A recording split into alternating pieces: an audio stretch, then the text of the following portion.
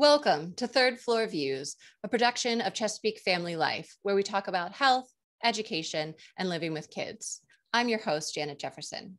This episode is sponsored by Annapolis Pediatrics. For more than 70 years, Annapolis Pediatrics has provided exceptional healthcare to infants, children, adolescents, and young adults in Annapolis and the surrounding communities. They have over 30 physicians and nurse practitioners to serve your family, now in 6 locations: Annapolis, Crofton, Edgewater, Severna Park, Kent Island, and Pasadena, coming spring 2022. Learn more about Annapolis Pediatrics and find helpful parenting resources and videos and even more at AnnapolisPediatrics.com. So today we are talking about how to support and invest in working moms, particularly women of color. And joining us is Michel Carter. Christine is now a single Black mom entrepreneur who angel invests in other mom-focused, multicultural-owned companies. Christine works with the Congressional Caucus on Black women and girls, and the U.S. Department of Labor and the U.S. Chamber of Commerce on maternal and child care related issues, and has most recently worked on the maternal initiatives of Vice President Harris, including the Maternal CARE Act. So thank you so much for joining me today, Christine. It really is such a pleasure. Thank you so much for having me. I'm very excited to have this conversation. Definitely. Also, thank you to our viewers, and remember that you can always submit comments and questions in the comment section, and we'll try to get to as many of those as we can. Christine, let's just jump right in. So first, okay. I want to hear a little bit about yourself and how you got to where you are today, because your story is just so interesting. Thank you. I appreciate that. So about 11 years ago, I became a mom to Maya right behind me and realized that there weren't a lot of policies or laws that I was aware of, and everything kind of just changed for me overnight, partly because I ended up giving birth early, but partly because my employer wasn't educating me about the laws, and I didn't even know that I should be educated about it. So when I returned to work, I had to pump in a bathroom stall and eventually realized that that was not necessary, that there were laws that protected me from doing that. So I became passionate about writing, and the writing that I was already doing, changing and shifting gears to educating women about what policies and what laws were in place for them if they decided to become mothers. And for those who were working mothers, not only that, but how to advocate for themselves in the workplace. And since then, I've given birth again to my son, Wes, who's now 7, and have written 2 books, a children's book as well as an adult novel, and have had, as you mentioned, the pleasure of just advocating and investing in other working mothers. It's such an incredible journey. And I think something that so many women, so many mothers really relate to, trying to figure out how to make it all fit, how to make it all work together, and trying to also advocate for yourself, because it's something that I think all women and mothers run up against, these surprising barriers that we never really realize were there until you're in that moment. Yeah. So I want to hear a little bit more about your work. And you invest in companies, particularly women-owned companies. How do you decide what companies to invest in, and what kind of research goes into those decisions? Sure. So I am only investing in folks who are underrepresented or disproportionately affected by society. So I invest in an Indian moms company. I also invest in a Hispanic moms company, and then I have a Black moms company as well. So multicultural moms.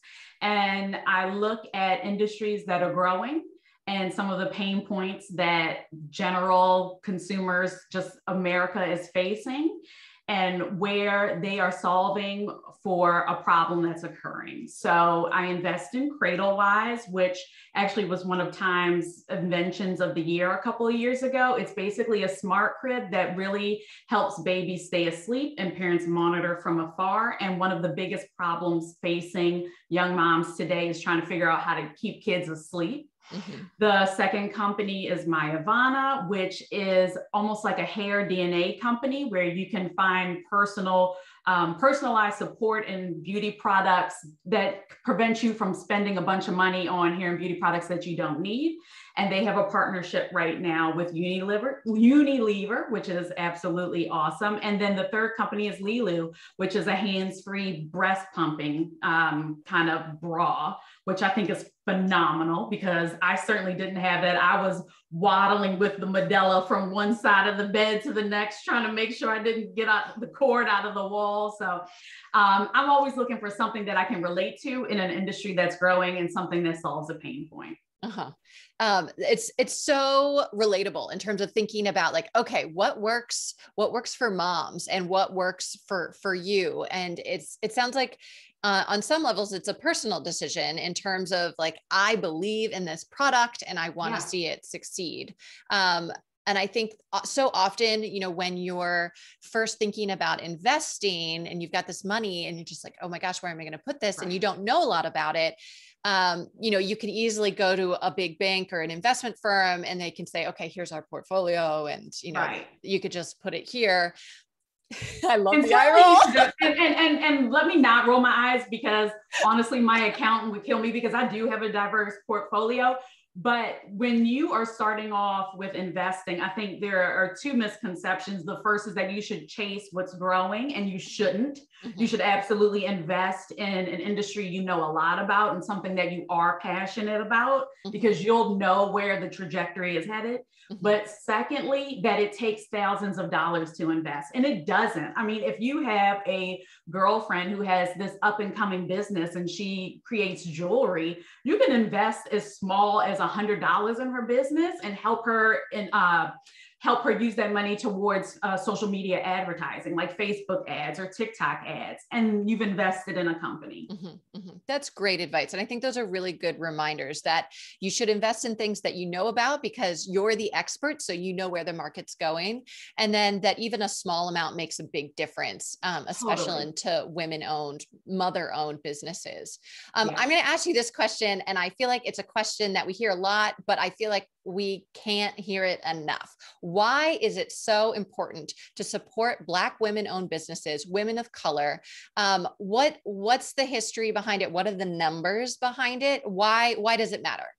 Sure, it absolutely matters because it affects all of America. So from the folks who live in Iowa all the way to Florida, all the way up to Maine, what ends up happening is Black women are disproportionately affected at work. They aren't checked in by their managers. They are often ignored or experience certain microaggressions at work. So naturally, we got to make money somehow. If we can't make money in corporate America, we're going to make money as entrepreneurs. And historically, what has happened is not only are we the fastest growing group of entrepreneurs because of the issues that we face in full-time jobs, but we stimulate the economy. So back when the recession happened in 2008, 2009, Black women entrepreneurs were helping to bring our economy back.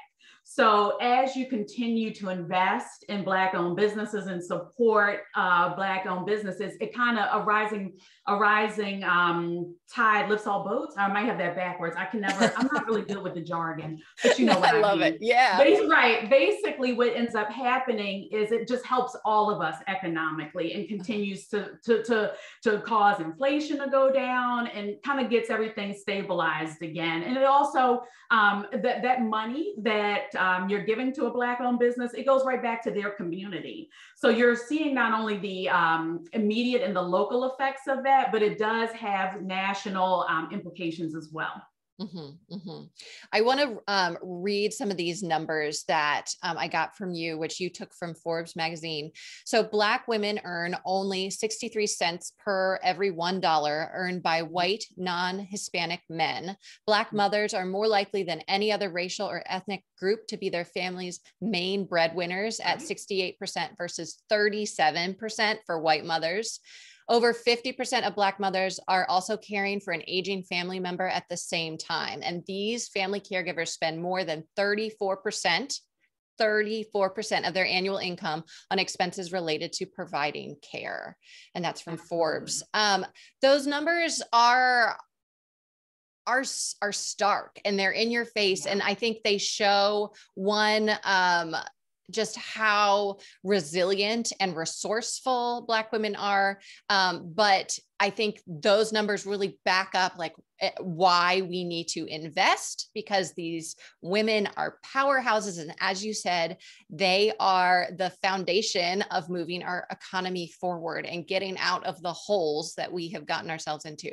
So, and I would add that single mothers actually, and this is an alarming statistic, the majority right now are falling below what we define as the poverty line. So they are upside down, which is and you have to think about the fact that they are caring for children and caring for more than likely multi-generational households. Like, for example, I'm a single mom, as you mentioned, and I'm caring for my father. I, thank God, am not bottoms up, but I think about the many women who are, and I can't even imagine how they would do it.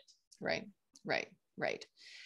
So I think there are just so many reasons why it's so important.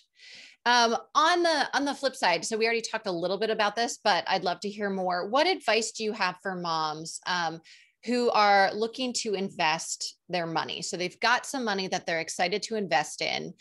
What advice do you have for them? How should they go about investing their money? Sure. So yeah, we did mention it. I think that doing your research about industries that you know a little bit about, but perhaps you could know a little bit more about it from a financial perspective, like where the category is headed, some businesses in your area who might be startups who are in that category. But then also, as I said, just if you know of a family or a friend who has a really great business, I would say already established, not a business idea, but something that they've had for about 5 years or so that could just use a little bit more capital to kickstart it, then invest in that. Because what ends up happening, especially for those who are minority entrepreneurs, they often have the talent, often know of the resources, but don't have the capital to get the business past the 5th year. So if you can invest in those businesses that are around that 4 to 5 year mark, it could make all the difference. That's some really interesting advice. What advice do you have for moms who are looking to start their own business? So that's something you know about. What are maybe some tips or tricks or even some mistakes that you have made and you would recommend avoiding? So tips, I would say nobody ever does anything successful alone. So try and get a board of advisors or some mentors who can help you with understanding the gaps that you have, or the opportunities or the threats that you have as you open up the business, because we really also don't know what we don't know until you're talking to other folks. And I didn't do that at 21 years old. When I first started my business, I thought I could do it by myself, which is not true. So it's such a 21-year-old thing to think. Resources, I am such a fan. We are in Maryland. The Baltimore County Public Library has free resources for entrepreneurs. I love the library. And I think that sometimes people think of the library as the place your parents dragged you to pick a book out to read and read it to them at night. But the library now has, oh my gosh, like a plethora of different activities, all completely free. So that's a great place, especially when you're thinking about the fact that your funds are tight when you start a business. And then just mistakes I made. I mean, my God, I was 21, thought I knew everything, started the business in the middle of a recession, and my clients were retailers. So I couldn't have shot myself more in the foot if I tried. However, I learned so much about business and kind of got the mistakes and the kinks out of the way and went back to corporate America. And because I was an entrepreneur, made 3 times what I made when I left corporate America. So there were a lot of lessons that I learned, and would I take it back? Absolutely not, because it definitely kickstarted my career and it gave me the skills that corporate America was looking for. Yeah, I think that's such a great perspective too, of take your mistakes, learn from them, and then use them to leverage things to move forward. Fail and see forward. It as exactly. Yeah. Test and learn and fail forward. The best innovators and entrepreneurs do it. So I want to hear a little bit about your books. So you have two books. One is a picture book for kids, Can Mommy Go to Work? And then the other is a book for adults, Mom AF. And I want to hear about them both. Yeah, so Can Mommy Go to Work was the first one. My kids helped me write it. I wanted to write a very short nighttime story that would teach kids basically why moms were in the workforce and why they were so busy all the time. So my kids are the main characters in the book, and the mother is trying to get ready for her big day, and they are doing everything they can to help her. So the daughter in the book tells her, "You look good, but you could look better. Put on this necklace." And then the son pours salt in her coffee instead of sugar. And of course, as a mother, anxiety, she loses it because she's worried about the big day where she's the manager of the office. Kids explain themselves, and then the mother says, "You guys are always with me and always contributing to my days." And then they send her off for her big day. That book has been well received. The parents who have the book have told me that they love the fact that it is short, so that you don't have to spend all night reading a story and then go back to trying to finish up some work at night. Mom AF is my baby. That is a book that took me a while to write because I changed the idea of it so much. But basically, it ended up chronically being the chronicle of me trying to apply type A and control that I show in business to my marriage, which obviously failed. And it talks about my separation. It talks about my anxiety, raising Black kids in America, raising a boy, raising a girl, trying to raise well-rounded children, trying to diet, trying to do all this stuff that society wants mothers to do. And just how I hilariously kind of navigate that. And I'm very thankful that celebrity moms like the book, everyday moms like the book, dads like the book. So I just wanted to pour my heart into a book that showed women that I get it. Like, I know how hard it is, and I'm glad that it was well received. So you took all of your experiences and you have been working now on advocacy. I want to hear a little bit more about that. How important is it that moms self-advocate in a public and political way? Why is this so important? So I think that I've been reading statistics, and Motherly's, their annual report about moms actually showed that like a third of mothers would like to get involved in advocacy, but they just don't have the time.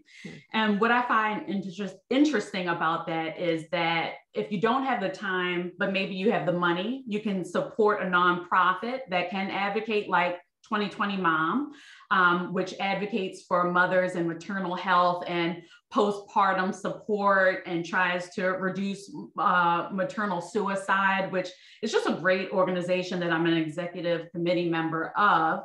And you don't necessarily have to stomp on Capitol Hill with us. You can just donate.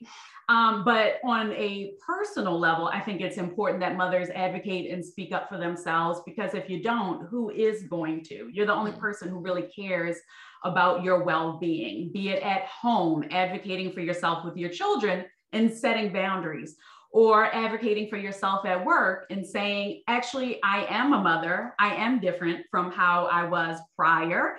Matrescence is a real thing. The first year of motherhood changed me. My priorities changed. And lucky for you, my leadership skills changed.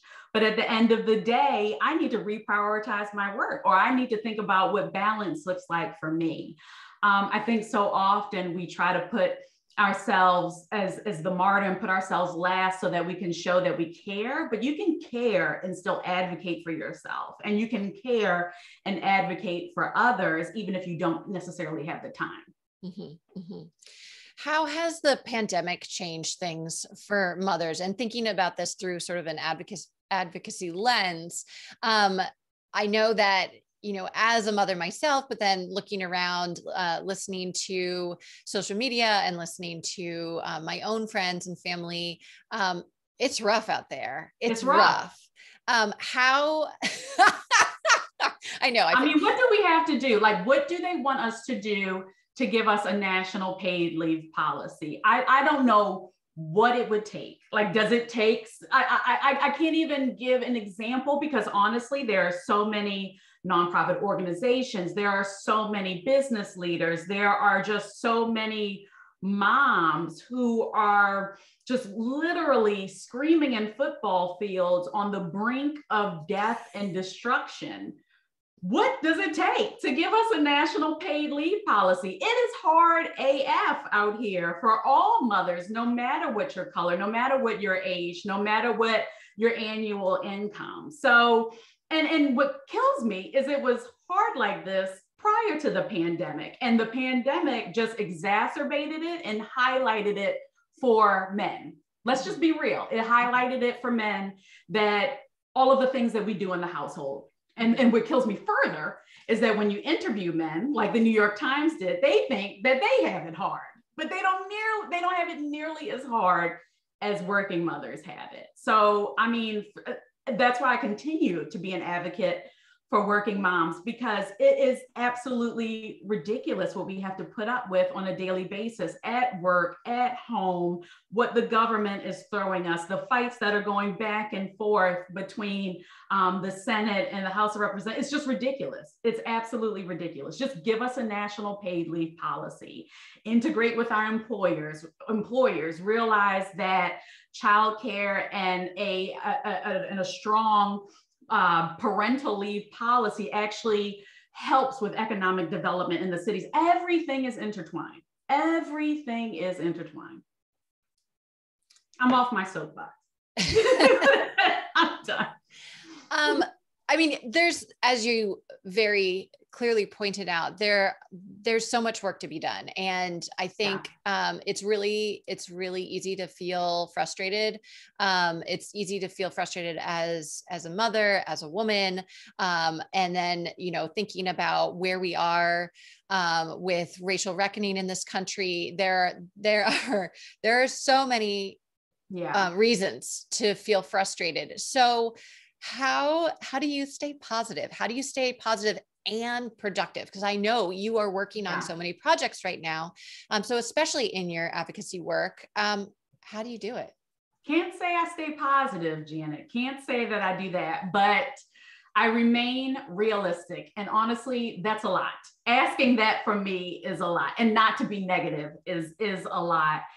I look at, I'm so glad you brought it up, the racial inequity of 2020 and how there were just millions of dollars promised to the Black community. And when they went back and actually looked at how many of those dollars went to the Black community, it was like less than 5%. That is my fear with this childcare crisis and with mothers, is that everybody is promising for better benefits. Everybody is promising to recognize the plight of mothers. And I fear that in 2 years, everybody's gonna be like, well, why do you need to leave work early? Or why do you need more time? Why do you need an extra leave? Why do you need an extra week or two of leave? That is where the realism comes in, and it's hard to stay positive because I am such a person who looks at historical trends. And I think about that you just brought up. I think about World War II, when women were pushed out of the workforce because the men came back after they came back. I think about how so many women had to leave the workforce in September of 2020 and how that went back to 1980 levels. I think about the 1980s and how our moms had to struggle to show that they could be moms, but also be professional. And they didn't make it nearly as far as we did today. So it is hard to stay positive. Let's just say a lot of CBD, a lot of ashwagandha, a lot of yoga, a lot of Peloton. But I am very realistic and I continue to fight the fight. I think that's helpful to hear. I think the realism is what so many of us are facing when we wake up in the morning, because we got to face the day. We've got kids to take care of and money to make and a household to run. We will do it. We will push through, you know, and honestly, for some women right now, that's hard enough as it is, because social media, they're seeing everybody living these fabulous lives. And every now and again, you'll get the truth out of somebody. But I think that even if you're able to push through, that's phenomenal, because you are up against a lot right now. All of us are really up against a lot. So just doing the best you can and staying realistic and realizing that all of us are trying to parent through a pandemic and parent with two hands tied behind our back. That's hard. Yeah. I'm not asking you to be positive. I don't think you should be. I think you should just try and make it day by day. Mm-hmm. Mm-hmm. You have a lot going on. What exciting projects do you have that you're looking forward to? Is there anything that's coming up, whether it be within your consulting career or your advocacy work, or maybe even in your personal life? What are you excited about? In the short term, Saturday. I'm very excited about that. I've made it a point to not work on the weekends, or if I do, just something that I enjoy, like writing an article. I have so many projects in the work, but I'm also very superstitious. Maybe it's the Marylander in me. So like, I'm not gonna say anything that I'm working on. I am blessed. There's food on my table. My kids are fortunate. That's all I ask for. That's probably what I continue to look forward to. And that's all that really matters to me, is making sure that there's food on the table for them. So that'll always be what I'm looking forward to. I'm also looking forward to report cards, because I think that they did good. So I'm looking forward to that. That's great. My last question for you is, we've talked about a lot of different things in terms of the struggle that moms are facing, particularly moms of color. People who are listening today, if they want to do one thing, what would be your suggestion? Would you say, donate here, this is the organization to donate to, or like, come to this rally, make sure that your voice is being heard and that we could use you in this space physically? What do you want people to do? Acknowledge that they have either never asked someone in the Black community that question, or never asked with the intent to act on the response would be the first thing. But second, get out of your head and just ask, how are you? Is there anything I can do to help? Do you want me to watch the kids this weekend? Matter of fact, can your kids come over and play? Don't even give the option. I think that we all get in our heads so much that when let's say, when the Stop Asian Hate campaign happened, and if I had a friend who was Asian, I'm sure there's sometimes when people get in their head and they're like, I don't know what to say. I don't know the right thing to say. I don't know what to do. I've all in their head. When really all the people are looking for is a little bit of empathy and somebody to listen and some support without having to ask for the support. It's no different. It's really no different. Just, can kids come over? I would love to have the kids over. I'm making tacos. Or how are you doing? I don't even know how I made it through the week, and just listen, That's what I think is missing with our society, is we put up these barriers. First of all, we either intentionally put up the barriers or we unintentionally do it because we think we don't know what to say, when the truth is we are all the same. We really are. We just talked about the fact that we live in Maryland. I've gone through having the kid in preschool just like you. We're all the same. Let's just have a conversation. Right. Build relationships, support your friends, take care of each other, take care of your community. community. It makes such a big difference. Yeah. Definitely. Go a little bit deeper with go deeper. Get to the empathy, get to the intimacy, and things just organically happen. You build you find a mentor, you find new relationships, you network. That's how it starts. Mm-hmm. Mm-hmm. Well, thank you so much, Christine. Thank you. For all of your words of wisdom, for all of your hard work, and moving forward to a better future. So thank you. Absolutely. Onward and upward for all of us. Thank you, Janet. Thank you also to all of our viewers and listeners, and to our sponsor, Annapolis Pediatrics. Make sure that you visit ChesapeakeFamily.com for up-to-date local information on home, health, and living for today's Maryland parent. This episode will be archived on ChesapeakeFamily.com in both video and podcast format. I'm Janet Jefferson with Chesapeake Family Life and Third Floor Views. Thank you so much.